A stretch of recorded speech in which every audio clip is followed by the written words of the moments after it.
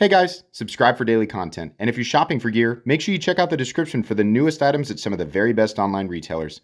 There's also links for some of the items that I personally recommend. Thanks! What's going on YouTube? Metal Complex here, and today I've got another interesting knife review / knife overview to share with you guys.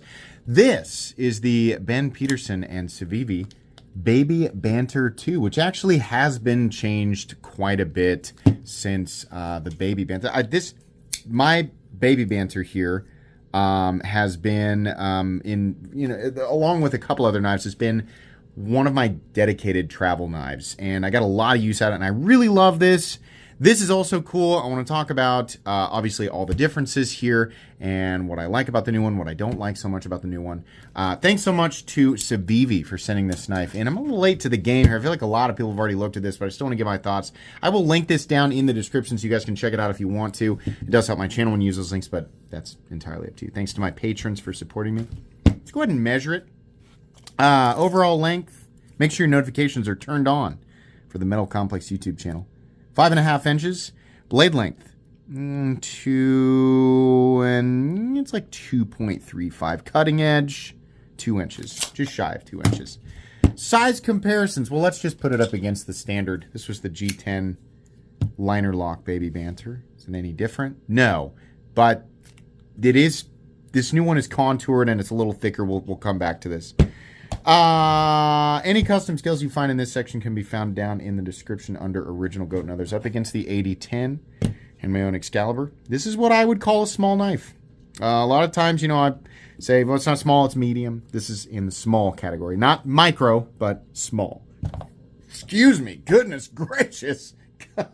That last, what is this today? Ultra Blue Hawaiian is the monster that I'm drinking. Wow. Air bubble got caught. Let's put it up against the Spyderco PM2 and the Spyderco Para 3. It is, in fact, still smaller. And then finally up against the Benchmade Griptilian, which is green. It should be easy to see. There we go. In this case, the Ritter Hogue. And the Hogue Deca. Okay, how's the action on this knife? It's a Civivi knife. It's made very well. It's a crossbar lock, which we've seen roughly 40 quadrillion times in the current knife market. And it's got thumb studs. And you know what? Deploying it works pretty well. It's really small, so like you got to kind of brace it on your, you know, every time I do this, I cringe a little bit because I think, oh, that blade's going to come around and it's going to cut my, you know, palm meat. It misses it every single time. If you can just trust it to fall, you know, and that's, for the longest time while I was carrying this, I was like, I'm going to end up saying, I don't like how it manipulates because it's too small. And I realized, no, you're just afraid it's going to cut you as it comes around. I've had knives that do that. And listen, any knife that utilizes a crossbar lock or whatever, if I'm holding it like this and the blade is so close that it nicks me right here, that is an immediate no carry. I won't do it, right? There has to be something preventing, either the blade needs to be short enough or there needs to be something wrapped around here that prevents the knife from doing that. That really, really, obviously no one wants to have their palm cut open every time they do this, right? I know people are like, well, just close it with 2 hands. But I don't want to. I want to be able to manipulate it with 1 hand, right? Those are the types of knives I like to carry. Because then I don't have to dedicate another hand that might be busy doing another task, right? That I only needed the pocket knife to assist with. I don't want to have to dedicate 2 hands to a pocket knife. So, yeah, it actually is very easy to manipulate. It's also very comfortable to deploy thanks to the domed-off studs that every single company that's doing a thumb stud knife should do. I don't know. Everybody's like, let's experiment with the pineapple shape. All the spines included. How about a harpoon? Yeah, a harpoon head instead of a comfortable stud. I bet people would love to use their thumbs to interact with that. No! We want it to be comfortable. What's wrong with some of these companies? I don't know. This is a very, like, you know, it's a complaint that comes from handling a bajillion different knives, right? It's probably not something that most people, you know, would experience, but yeah, like handling so many different knives, sometimes the shapes that they use for thumb studs, I'm like, why? Who approved this? Who greenlighted this, right? But anyways, Yes, it's very easy to manipulate. And it also runs on bearings. So let's do carry profile thickness up against the Spyderco Para 3. It is actually about the same. It is thicker. A couple of reasons. Number one, we've got exposed, like full liners. This one was only the lock bar and then no liner on this side. This has full steel liners. And then we've got like multi-layer G10, but it's also contoured, which I have to say I like more. So it's thicker, but I think it's better. Length and height up against the PM2 and the Para 3. It's pretty small. This is an exceptionally easy knife to carry. In fact, it is so small you might forget it's in your pocket. I did once. Had to dig back through the laundry basket to find the pants with this in it. Weight. What are we looking at for materials? We're looking at 14C28N, some steel, some G10, right? There's also a micarta version that's a little more expensive for whatever reason. 2.6 ounces. This is ultra lightweight. At this weight, I do not care about ratios or balance. It's under 3 ounces. Anything under 3 ounces I consider ultra lightweight, and more or less weight to me is trivial. I understand not everybody thinks this way, but I do. It's just at 3 ounces, all it is to me is how likely am I to accidentally leave it in the pocket, you know, when I go to do laundry, right, or change clothes or whatever. It's for every 0.1 ounces, it's more and more and more likely. So you might be like me. It's a super easy knife to carry and is carryable in pretty much any attire. Let's do a hardware check. I'll get out my tools as per usual. My tools are very inexpensive and very recommendable. You can find them right down in the section of my description that talks about the tools I use in this channel. Where's my stubby driver? Oh, there it is. Oh, I found my flashlight too. Thank God. Been looking for that forever. These are little i3 whatever from i3. This is i3T from, who makes this? Oh God, I can't remember. Oh, Light, yeah. These are amazing. I've got like 6 of these all over the house. This one's titanium. The aluminum ones are great. They're super cheap. Somewhere down in my description, I have a link for those. But yeah, recommendable. Just single AAA battery flashlight. Nothing crazy. T8 for the pivot, for the body screws. Civivi still insists on using T6 for their pocket clip screws. And also for their filler tab screw. As long as you have the right tools for the job, you should be good to go. It is a crossbar lock the first time you do it. It's not super fun. Far from impossible, though. If you can avoid taking it all the way apart, I would. Blade stock thickness, which will require, of course, there it is, thank God, the calipers, which are running out of batteries again. This is super thin at 85 thousandths. Pretty straightforward, guys. This is not a massive departure from this knife. It is simply a different locking system, and it is also textured and contoured. That is essentially, it's also got a different pocket clip, which I think makes sense.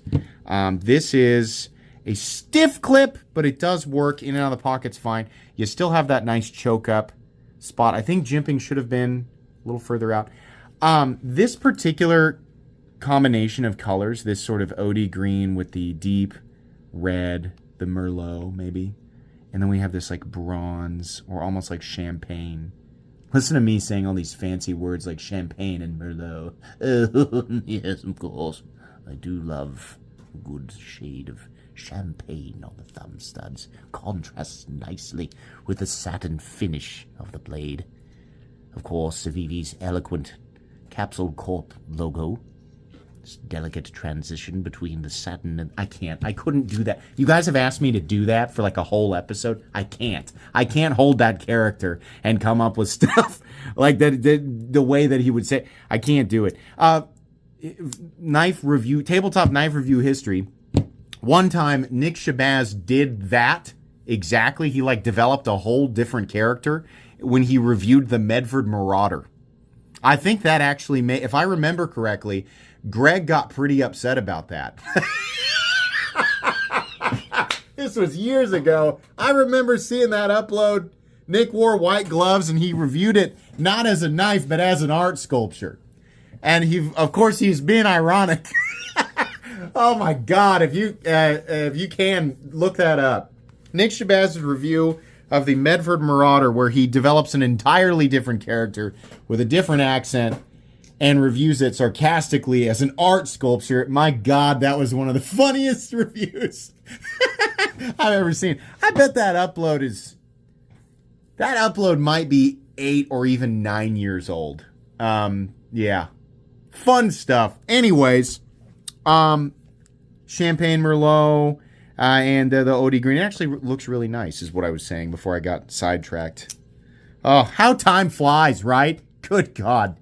Anyways, this feels substantially more solid. It weighs more as well, and it is a little thicker. Not crazy, but I'm going to say, as much as I love the ergonomic lines here, the combination of the contouring, the texturing, and the shorter clip actually make this more comfortable. The reason that this was a dedicated travel knife for me is because it's so short. I don't really have to worry about traveling from state to state with a pocket knife like this in the United States. You live outside the United States? I mean, I don't know. You guys can get in trouble for carrying toothpicks, probably. Like, outer USA knife laws are just insane. They don't make any sense. I feel for you, you know. But anyways, within the USA, sometimes we have some blade length restriction laws, which are silly. Here in Kansas, I can carry whatever I want. They don't care. As long as it doesn't actually shoot the blade out of the handle, and it's not actually, I think, here I just found out, like, brass knuckles, you can't have those. And I think throwing stars, you're not supposed to have those, right? Is it enforced? I don't know. So every state's different. But as far as knives go, yeah, I don't care. But I don't have to worry about that while I'm traveling and just carry, I still want to have a pocket knife on me. And I mean like driving from state to state. So I really like this because it had the nice choke up spot. This has it as well. Really like that. I also like this blade shape. I think I like this blade shape better, but it does come. Comes with this blade shape. This is like almost like I don't know if we call that drop point, a clip point, whatever you want to call it. Ergonomically, very, very comfortable. Really nicely executed. Nice cutting geometry, like pretty good. It's not like laser beam thin, but it's pretty good. Can't complain there at all. 14C28 is a nice steel. Love the texturing here. Almost makes me think of, I don't know, not wood. But it does kind of have that grain. I don't know. There's something that, it's on the tip of my tongue and the tip of my imagination. This reminds me of something. I can't quite place it. We have the filler tab for the ambidextrous mounting positions. We have the nice, backspacer here that matches the liners. And I mean, that's pretty much it. Like, it's still the same thing. Locks up on the stop pin in its traditional locations. Super smooth, super tight lockup. All of that. Exactly what you'd expect. How much is it? The base price is $72, which feels high. It is nice, though, and I always tell people, like, you cannot reduce something like the cost. You can't be like, well, it's small. Small knife should be small money. Big knife be big money. That's dumb. That's a dumb way to think. In some cases, it does apply. But here, in the Chinese budget knife world, they're like, okay, you got this, and you got another knife that's like, the size of this, and you're using the same material. Like, one's not going to be substantially more than the other because it's bigger, right? Not really, like a little bit, but not really. What I'm saying is we can't judge too harshly just based on size alone, right? It is small, it's less material, but we also have to look at what's being used. Like, this is nice, like the G10's nice, the fit and finish is nice, the 14C28N, right? They got to pay Ben, right? Ben's not doing, this isn't a charity. I don't, maybe he has done some charitable. He probably has done some charitable stuff in association with his models, the Lander and the Banter and all that. Ben probably still wants to get paid, and Civivi wants to get paid. $72 still feels a little high, right? And the other versions of it are even more expensive. I don't know, because micarta, okay. Honestly, like, $60 probably would have been fine. 72, there's just $12 there that are total mystery money to me. I don't know. I feel like Ben and Civivi could have still made money. It's still good, though. Like, in fact, I think that this is better. Like, I think this is the best version of this knife. Do you need it if you like the idea of a knife this small, right? And you also, which people are going to aggressively assume that I missed, I just don't think that this is a huge major part of the knife. It is cool, though, and it's part of the reason why I'll be, if this goes into my travel rotation, It's part of the reason why. These two little things right here. Now, some people tell me this is a toothpick. To me, this is like a sliver digger, right? I think I actually even called it a toothpick when I unboxed it. That and the tweezers, which are infinitely useful for a number of things, right? But I think that is really, really cool. And these two things are insanely secure. I think I actually did miss these in the unboxing. I just barely noticed. There is no way that these are going to come out of there. No way. I honestly feel like I could huck this at the ground as hard as I can. I could spike this knife into the pavement of my driveway, and these two things will still be in there. I think that that's pretty cool, right? Does that add a lot of costs? It might add a little bit. Right? I don't know. $72 feels a bit high, but I still think this is a good knife. Definitely. Generally speaking, this is recommendable. I mean, you're going to be paying a little bit more than I would want to pay, but I still think it's very good, right? So, I'm going to put this in my cheap knives I like playlist. But that's it. I'm not going to go out of my way and say like my most recommended. Like, it's good. If you buy this, I think you're fine, right? It is under $75, so I'll put it there. But if you're looking at knives that cost $72 or right around that price point, I mean, there's a lot. There's a lot of stuff you should be looking at. Unless it's specifically this knife, this size, right?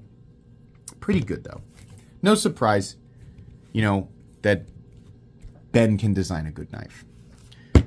That's going to be it today. Please make sure to follow me on Instagram at metal_complex. If you enjoyed this video, leave a like. If you'd like to check out my other content, I do, of course, have lots of videos of knives that are either expensive or inexpensive that I do or don't like, so check those out. And if you enjoy all my content, go ahead and click on that Metal Complex logo right there and subscribe, because there's definitely more coming. Thanks again for watching, everybody, and have a great day.